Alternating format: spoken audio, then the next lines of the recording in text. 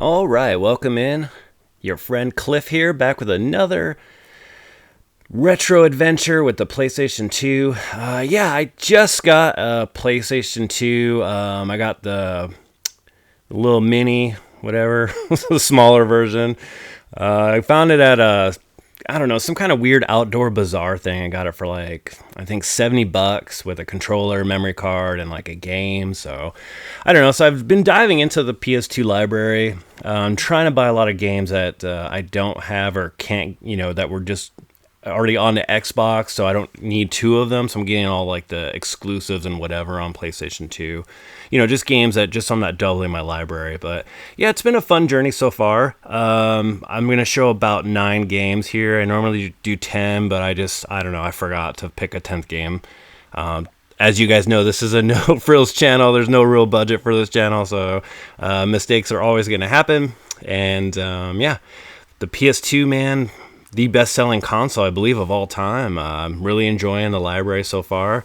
Started off here with Sly Cooper and the Thievius Raccoonus. It's a 2002 stealth platformer game developed by Sucker Punch Productions, published by Sony Computer Entertainment.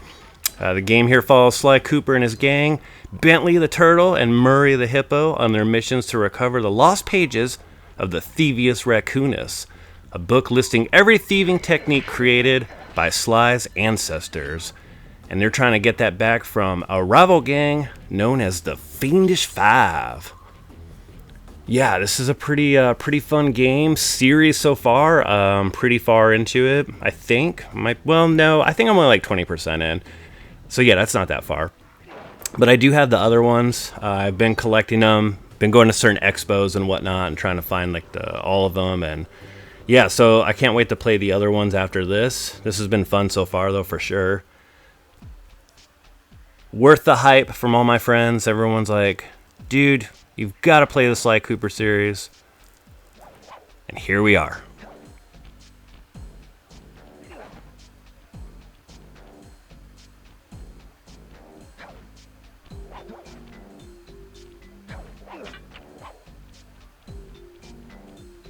Nice job getting in, but look out for those guards. Mugshot's got those machine gun-toting dogs hunting like a pack.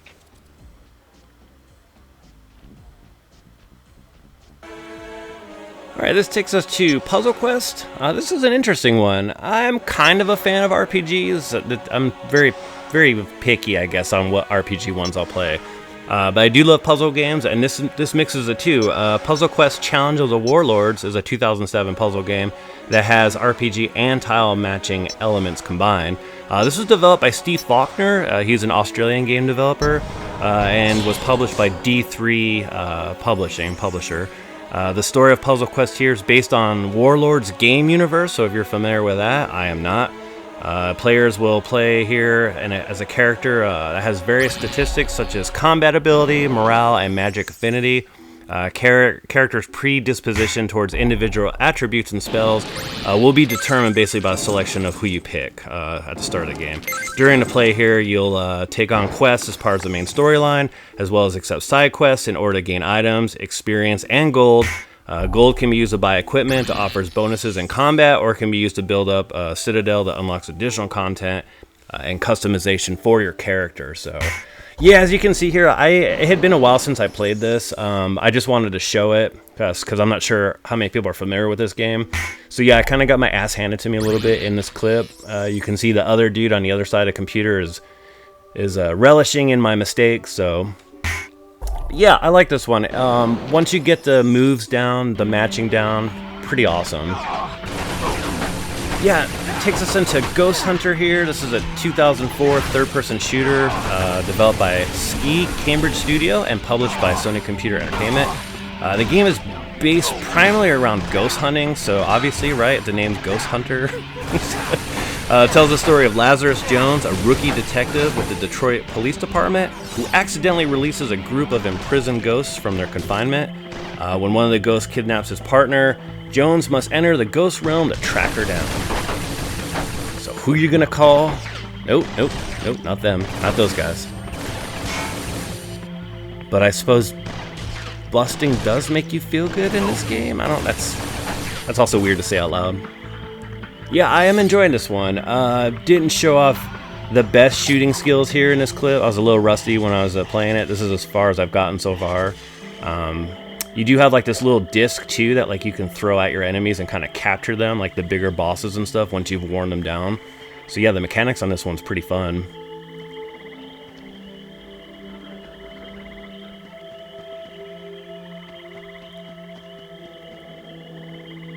Nice to see some of my footage blurring. That's always good. All right, from a Ghost Hunter to a Ghost Rider. Clever. This is a 2007 third-person hack-and-slash game based on a 2007 film developed by Climax Action and published by 2K. The game storyline takes place after the events seen in the film and was penned by Marvel writers Garth Ennis and Jeremy Palmiotti. Players can play as Ghost Rider both on foot or on the Hell Cycle. Villains are both the film and the comic, including Scarecrow, Deathwatch, and Lilith. Watch me rip this beast to death there. Yeah, this was supposed to come to the Xbox as well, but was canceled, so this is only on the PS2 that I know of. I'm enjoying it quite a bit. I am a big fan of 2K games. They do a lot of, obviously, the sports games, if you're familiar with 2K Sports, so I think they did a pretty great job with this one. Not the most amazing game you'll play ever in your life, but I think it's pretty awesome. It's a decent pickup for sure.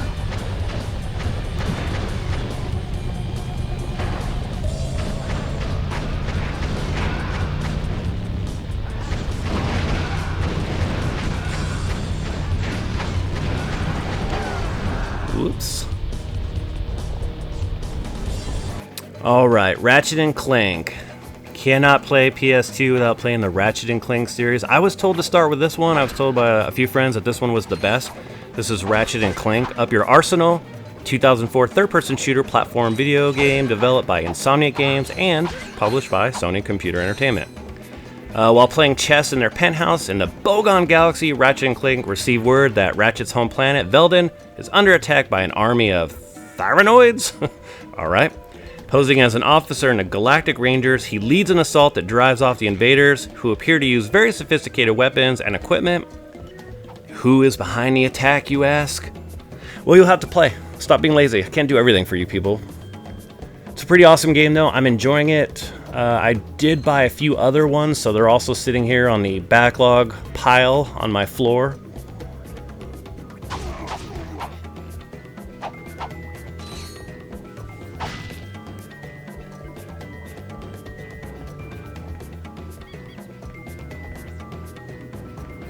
I couldn't even tell you how far I am in this one, actually. Maybe 25%? I don't know. I guess wrong on Sly Cooper, so...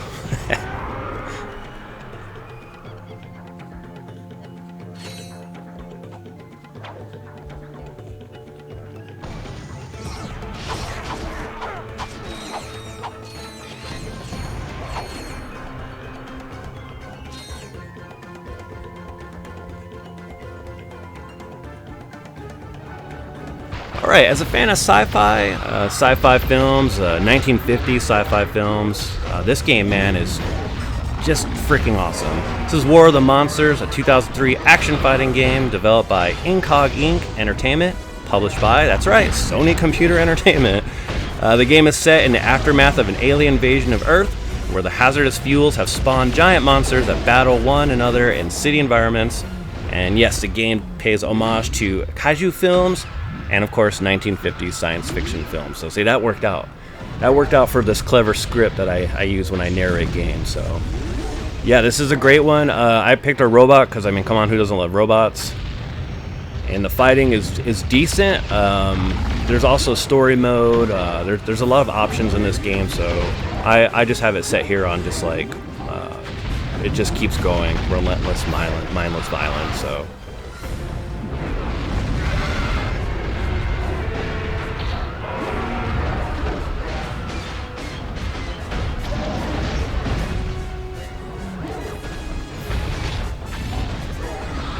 There's definitely tons of backdrops to play on too. I chose like the city one just so you could see some buildings get kind of wrecked. You can see the poor people down there scrambling for their lives.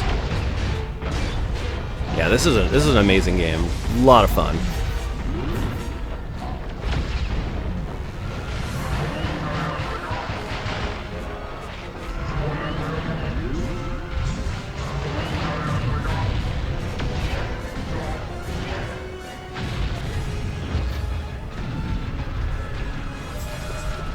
Alright, kart racing's pretty popular in my house, as I am a father of children.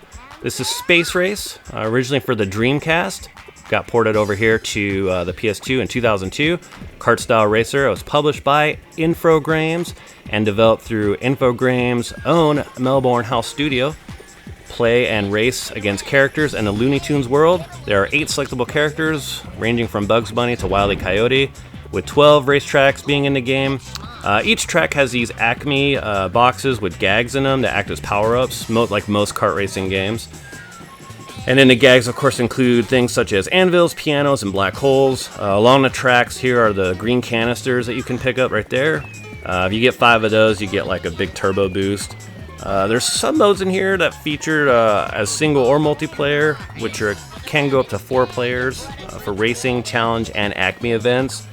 This version here on the PlayStation 2 actually also got an exclusive tournament mode and a modified soundtrack. So, yeah, I don't know, man, it's pretty fun. If you love racing games and just, look at the animation on this, it's just fantastic. So, animation, if you're a Looney Tunes fan, and if you're a kart racing or racing fan, definitely right up your alley. So.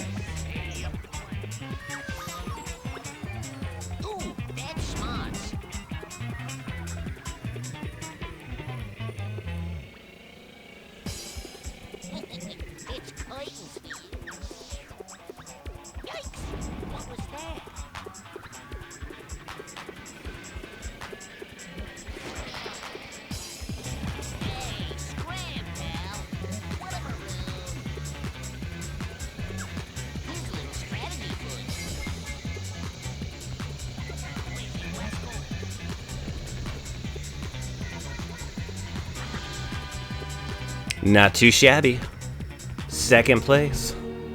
Alright, as a fan of Rygar in the arcades, actually the first port I ever got was the Atari Lynx one, so I was surprised to see this version on, just on a console. This is from 2002, an action-adventure game developed and published by Tecmo, loosely based on Tecmo's 1986 arcade game. And it's also a 1987 NES port. Here the story is set several years after the Roman Empire's conquest of Egypt. The game tells the story of Rygar here. He's a heavy infantryman in the navy of Argus, a fictional Roman-controlled Mediterranean island, which I shouldn't have to tell you that. You should already know that's fake as soon as I said it. When Princess Harmonia of Argus is kidnapped by a group of titans, Rygar is tasked by an ethereal voice to save her. To accomplish this, he is given the Disc Armor, a legendary weapon forged by the gods themselves. Believing his missions to be that of a simple rescue, Rygar discovers that there is much more to the Titan's objectives than he initially imagined. And the fate of the world hangs in his balance. So no pressure there. How many times have we all been tasked by voices we've heard in our heads? Yeah, man, this is an amazing port. Definitely got to have this in the collection. Very similar to God of War style, the movements there, the action. Kind of Devil May Cry too. Rygar should take us to our last game. Run, Rygar, run! To Transformers. This is a 2002 PlayStation 2 exclusive. I'm a huge Transformers fan, so of course I picked this one up. Based on a Transformers Armada animated series, it was developed by Atari Melbourne House and published by Atari. Yes, that's right. Those guys. Or gals. The Autobots and Decepticons search for Minicons on Earth. The Minicons' combined powers will grant either faction victory in the war for their home planet. So while the game doesn't actually follow the already established storyline of the Armada series, it has a similar premise. So yeah, I've collected pretty much all the Transformer games, including the terrible Michael Bay movies. A lot of them are duds, but I'm a Transformers fan, so I collect them just to have. But this one, I gotta say, plays very, very well. The jumping can be a little sluggish, especially if you're Optimus, because he is a bit heavier, but that's probably like my only gripe. But otherwise, yeah, this is a really fun one.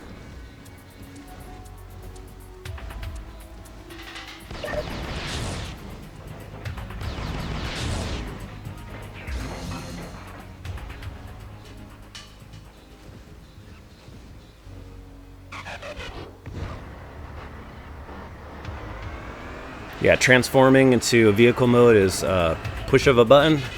Very seamless. Transforming right out, same button.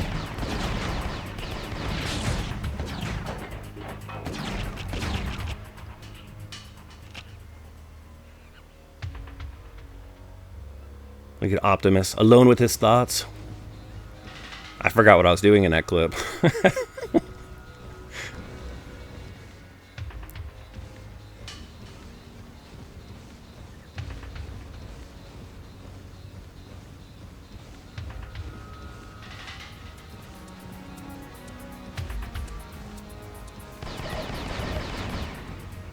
Yeah, this is a little bit of a longer video. I normally try to keep these around 15 minutes or under, but I added a little more footage this time. And with the intro, it's a little bit longer than normal, but whatever.